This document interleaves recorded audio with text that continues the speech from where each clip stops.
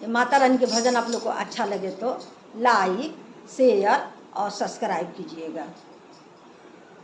मैया अवतारी सेवा का दुआर हो भवानी माई के फोन आइल बा। मैया अवतारी सेवा का दुआर हो भवानी माई के फोन आइल बा।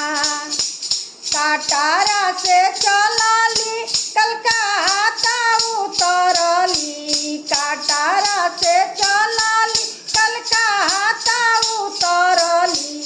अब करतारी काली माई से भेंट हो भवानी माई के फोन आइल बा। अब करतारी काली माई से भेंट हो भवानी माई के फोन आइल बा। मैया अवतारी सेवा का दुआर हो भवानी माई के फोन आइल बा। कलकत्ता से चलली पटना उतरली, कलकत्ता से चलली पटना उतरली। अब करतारी पटन देवी माई से भेंट हो भवानी माई के फोन आइल बा। अब करतारी पटन देवी माई से भेंट हो भवानी माई के फोन आइल बा। मैया अवतारी सेवा का दुआर हो भवानी माई के फोन आइल बा।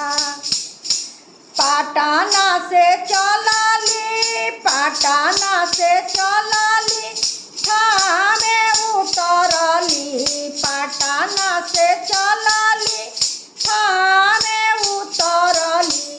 अब करतारी थावे माई से भेंट हो भवानी माई के फोन आइल बा।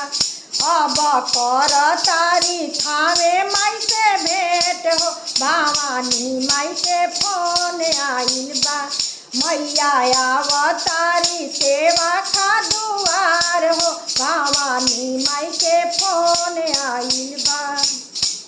थावे से चलली आरा उतरली, थावे से चलली आरा उतरली। अब करतारी आयरन देवी से भेंट हो भवानी माई के फोन आइल बा। अब करतारी आयरन देवी से भेंट हो कि दुर्गा माई के फोन आइल बा।